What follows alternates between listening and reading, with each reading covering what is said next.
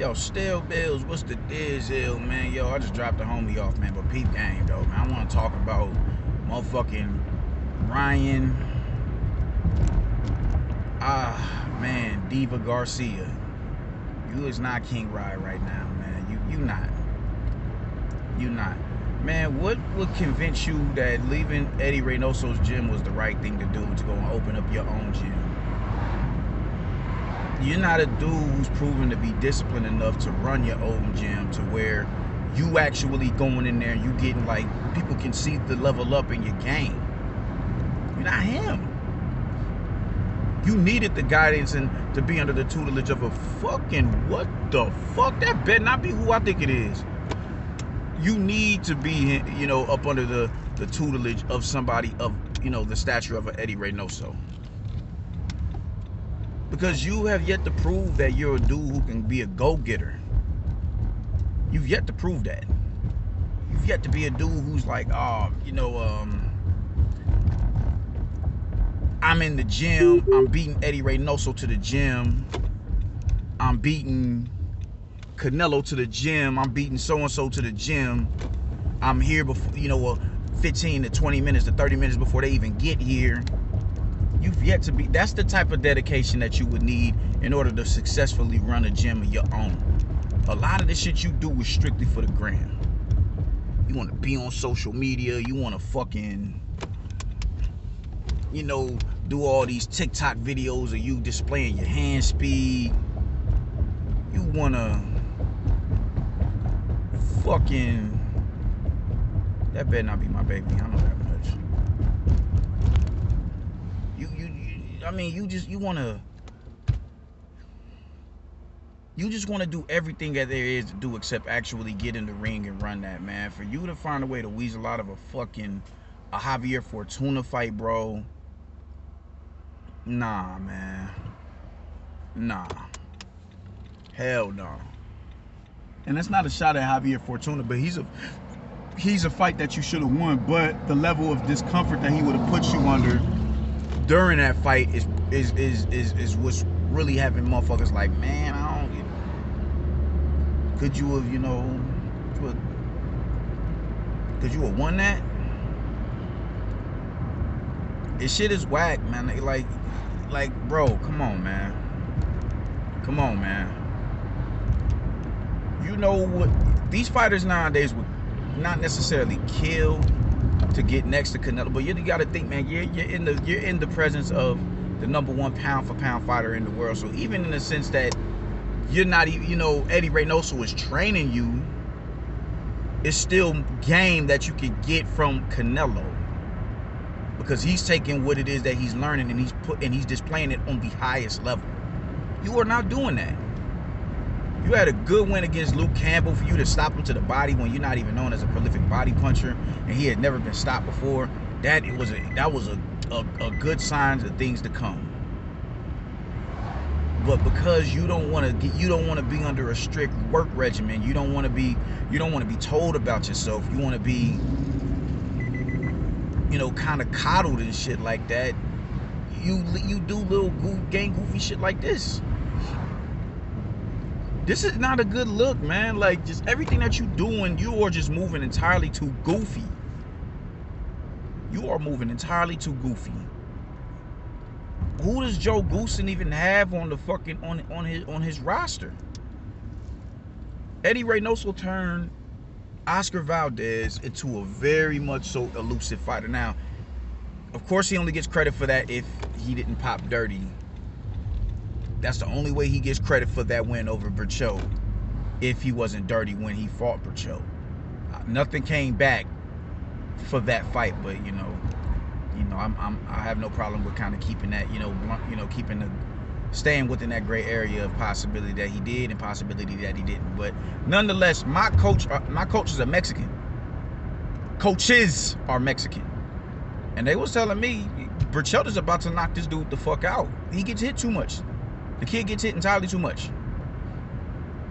That's all they kept saying. He gets hit too much. He gets hit too much. And for him to go in there and look as elusive and slippery as he did against Miguel Berchelt, that's what you need to be striving to be, my nigga, because you are, you know, you're not known for your defense. You're not known for your defense at all. You know, you got a pretty tight guard when you throw your guard up, but your chin is very much so high in the air. I don't see any sort of head movement. Now, granted, you tower over, you know, the majority of the fighters in the division,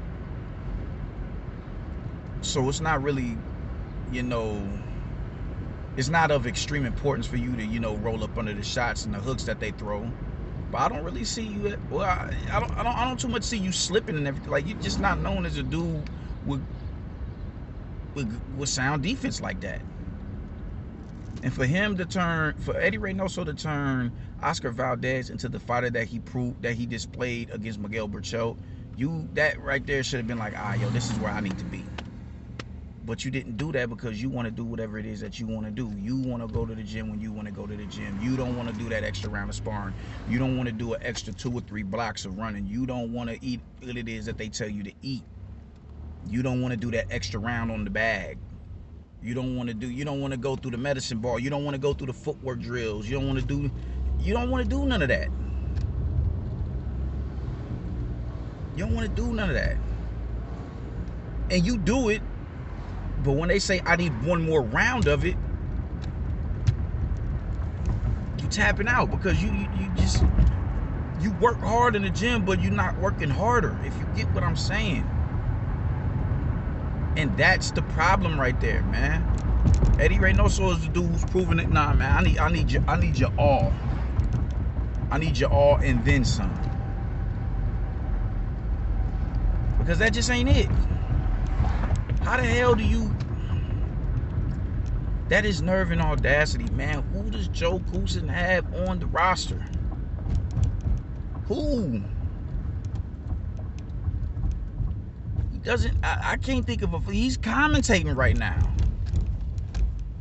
And you gonna leave a dude whose primary job is a trainer to go and train with a trainer, a solid trainer,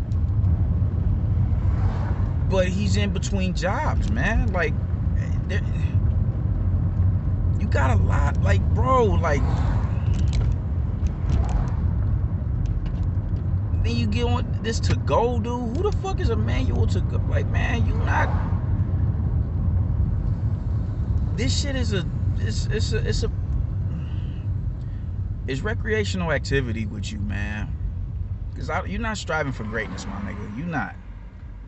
You entertaining fights with Gervonta Davis because you feel, oh man, that's a payday right there. Which I'm not saying don't get compensated for what it is that you do. Y'all been through years of the, you know, of the ringer doing what it is that y'all do. Y'all deserve to be compensated. So I'm not saying don't get compensated. I'm not saying fight for the lowest purse that you can possibly get. I'm not saying none of that. What I'm saying is you're chasing that fight because it made sense on Instagram. It made sense to go and fight in that fight because it made sense on Instagram. Gervonta Davis has a sizable Instagram following, and so do you. So when y'all powers combine, y'all not fighting for legacy, man. Like, I don't know nobody who would be. There's, you know how many fighters would kill to be a mandatory to a champion right now? How do you ignore being a champion to entertain, I ain't gonna say nobodies, but non-champ? Like, after you beat Luke Campbell, that's what's up. That was a good win, man. That was a good win. But god damn it, bro. Javier Fortuna, after that, you get out of a fight with him. And then after you get out of the fight, you want to run, tell that on Instagram, talking greasy about Devin Haney. I'd have knocked you out, of did this and that. Just all the Twitter fingers and shit. Just all the Twitter fingers, bro. Just like, man, you just... My daughter has been getting into a lot of goofy shit as it pertains to her friends and in school and everything. I told her, I'm like, you're developing a pattern, a habit where it's just, you may not even be the catalyst of all the drama that you're dealing with, but the energy that you put out into the universe, you get back. So you may not be the motherfucker that's starting the drama, but drama is always finding its way to you. maybe Ryan Garcia isn't on the sucker shit that he's not trying to be that sucker ass dude. But the sucker shit just always seems to be at his doorstep. You understand? And it's like he doesn't give a fuck. He doesn't give a fuck. Like he's content with just being on his buster shit. He's content with that. There's no better fighter to have in your camp than a Canelo Alvarez. Unless you're talking about somebody like Bud. But as it stands right now, Canelo Alvarez could retire and be considered one of the greats. That's the type of company you want to be around, man. And you say, I'm outie to start and open up my own gym.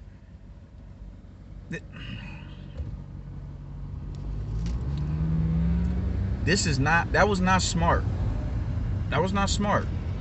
Because maybe Joe Goosen Joe Goosen more than likely wasn't as strict as the likes of Eddie Reynoso. And that was real discomforting to you. Joe Goosen may not run the same regimen that the stickler for time and be on time to the gym. He may not run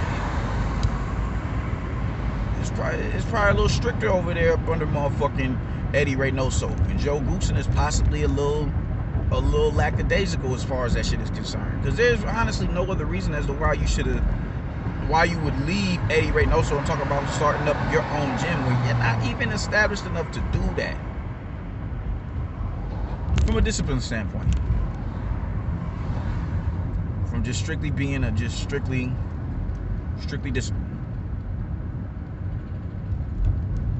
Man, this is not a good look, youngin', and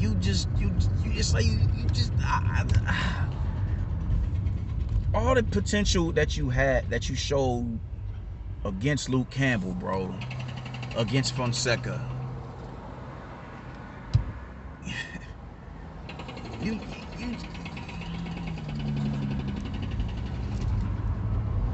You gonna play yourself.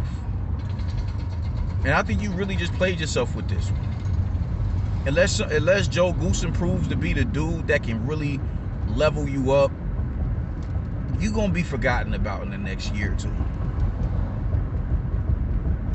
You are, because it's, there's still a lot of holes in your game, bro. And it looked like you was working on filling them. You know what happens at this moment? If you go and you get stopped by a Gervonta Davis, what's gonna happen to your career, bro? If you get beat by a Gervonta Davis or Rolly Romero, can Joe Goosen properly prep you for that? Can he properly teach you to stay out of the way of big shots? Eddie Reynoso was somewhat proving that he could with Oscar Valdez. We don't know what it is with you. You kind of just sitting there like,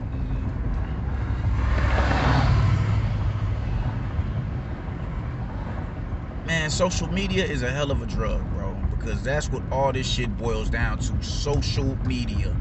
Likes on Instagram, followers on Instagram, retweets, Snapchat, these Twitter and these Twitter spaces and shit. What they call that shit, Clubhouse and all that. That's where that shit matters. That's where y'all generate y'all. And I'm not saying that you can't generate your buzz from there, man, but generate your buzz from there, but still be in the gym going hard, bro. And I don't think you're a dude that's really trying to go super drag out hard in the gym. You go hard enough to say, I'm in the gym putting in work. Or maybe you just a dude who, you'll get in there, you'll work up a little bit of a sweat, and then post a clip of your Instagram, of your hand speed on Instagram, and upload that shit to your fans and let everybody dribble and swallow you off of that shit.